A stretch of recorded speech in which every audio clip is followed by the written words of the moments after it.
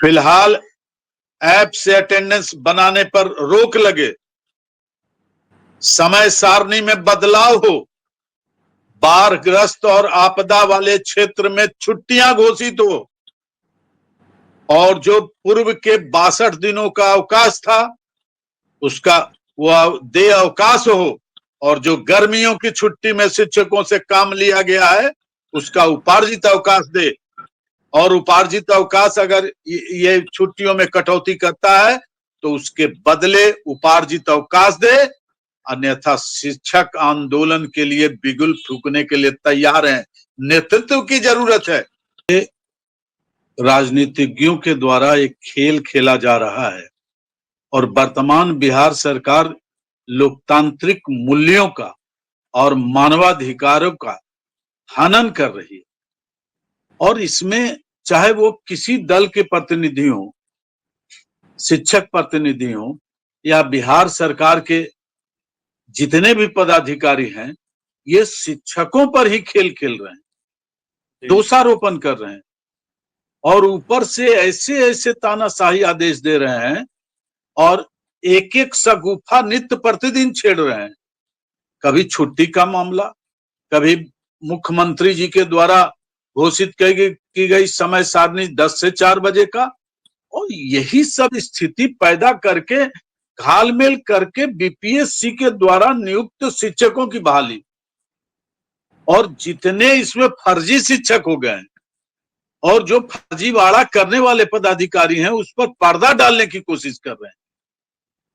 एक और बाढ़ पीड़ित क्षेत्र, जो आपने कहा कि बाढ़ से प्रभावित क्षेत्र है, न विद्यार्थी है, न विद्यालय में कोई है, न कोई उपस्कर है, सारे पानी में डूबे हुए हैं। सारे परिवार जो हैं, जो पढ़ने वाले मध्यम वर्गीय परिवार, अति पिछड़ा परिवार, दलित परिवार, माँ दलित परिवार, सारा सड़कों पर है। और विद्यालय परिसर में शिक्षा ऐप पर उपस्थिति बनाकर आप पानी में खड़े रहें जल समाधि लेने के लिए। क्या क्या खेल हो रहा है। और सारे राजनीतिक दल के जितने भी जनप्रतिनिधि हैं वो चुप्पी साधे हुए हैं, किसी की बकार तक नहीं निकल रही है, और विरोध में, सरकार के पक्ष में और शिक्षकों के विरोध में अनाप शनाप वक्तव्य दे रहे हैं। यहां तक कि हाल ही में जो शिक्षक प्रतिनिधि हैं भागलपुर के, उन्होंने कहा कि सरकार की शिथिलता है, जितनी वाहवाही लूट लिया लोगों ने नियोजित करके बीपीएससी से परीक्षा लेकर, वो सब फर्जी पकड़े जा रहे हैं। लेकिन शिक्षकों की समस्याओं पर नहीं बोल रहे हैं, वो फर्जीवाड़ा पर बोल रहे हैं, और जरा सा मौका मिलता है तो छुट्टी पर बोल देते हैं।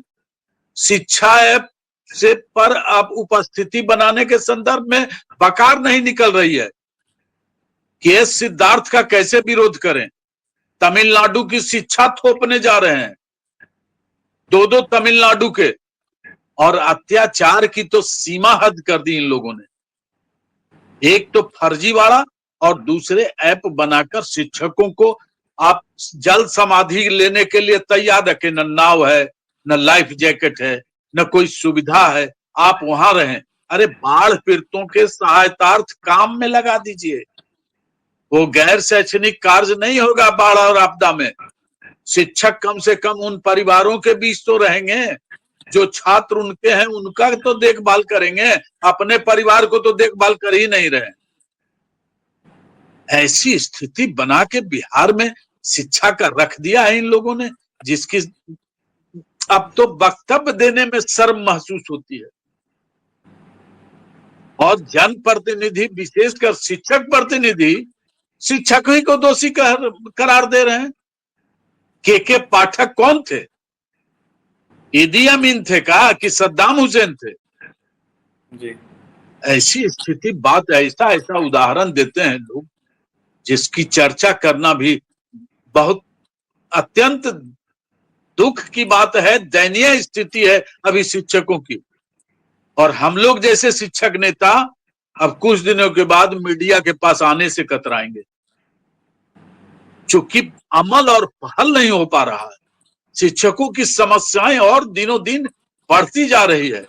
और कुछ शिक्षक नेता जो हैं अपने को महात्मा गांधी कहलाते हैं, बापू कालदाते, वो अब बापू का पाठ करते नजर आ, प्रवचन दे रहे हैं। इनको तो कंठी माला पहन के भितिहरवा आश्रम चल जाना चाहिए या गुजरात चला जाना चाहिए। शिक्षक का परिवार नहीं है, शिक्षक नहीं रहे, सक्षमता परीक्षा ले लिए, पदस्थापन नहीं हो रहा है, स्थानांतरण नियमावली लागू नहीं हो रहा है। शिक्षा मंत्री रोज अनुमोदन कर रहे हैं, किस पर अनुमोदन कर रहे हैं? सादे कागज पर। मुख्यमंत्री के सामने घिघी बन जाती है। शिक्षा मंत्री कहाँ छुपे हुए हैं, किस बंकर में छुपे हुए हैं? शायद ईरान और इजराइल के लड़ाई के बीच में ये लोग सब बंकर में छुप गए हैं। अभी शिक्षकों के संबंध में कोई चर्चा तक नहीं करना चाहते हैं, और जो चर्चा करते हैं वो अनाप शनाप चर्चा करते हैं। और जो संघ के नेता हैं, बिहार के संघर्ष के ज्ञाता बहुत बड़े परशुराम, जो चर्चा करते हैं संघर्ष की और उपलब्धियों की, वो अब वो बापू पाठ कर रहे हैं। अब बहुत स्थिति भयावह है। बाढ़ से पूरा उत्तर बिहार अभी जलजले की स्थिति में है, और शिक्षकों को शिक्षक ऐप पर नहीं तो वेतन बंद हो जाएगा, आप पर कार्रवाई होगी। अरे कहां पे बनावे? कोई विद्यालय परिसर खाली है क्या? इन पदाधिकारियों के खिलाफ आवाज उठाएं। वर्तमान सरकार जो है वो पदाधिकारियों को सह देकर शिक्षकों को अपमानित और प्रताड़ित कर रहे। बिल्कुल गलत प्रक्रियाएं हैं, और ये राजनीतिज्ञों के सह पर हो रहा है। क्योंकि सारे राजनीतिक दल के जितने भी राजनेता हैं वो सब शिक्षकों के मामले में चुप्पी साधे हुए हैं। एक माले के नेता संदीप सौरभ जी, जो माननीय विधायक हैं, अभी तक अडिग हैं, लेकिन बाकी लोग तो आंदोलन को समाप्त कर की घोषणा कर देते हैं, सारी मांगे पूरा हो जाएगी। कुछ लोग तो तख्ती लटका कर अभी घूम रहे हैं कि हमारा निबंधन हो गया, हम शिक्षक संघ का निर्माण किए। कुछ नेता अभी जन सुराज की तरफ दौड़ रहे हैं कि मैं एमएलसी बन गया। ब्रजवासी जी लाठी देते थे, कभी कभी नवल जी का पैर छूते थे। नवल जी एक मजे हुए नेता हैं, और उन्होंने भी शिक्षकों पर बहुत बड़ा कटाक्ष किया है, जो पीड़ादायक है, असहनीय है। ऐसा नहीं करना चाहिए था। और पाठक के साथ शिक्षकों को जोड़ना, पाठक कौन है? चले गए ना। आप शिक्षक हैं, मर्यादा का पालन कीजिए। शिक्षक असहाय नहीं है। जिस प्रकार चाणक्य ने चंद्रगुप्त पैदा कर धनानंद का नाश किया था, उसी प्रकार शिक्षक अभी धैर्य रखे हैं और बदला जरूर लेंगे।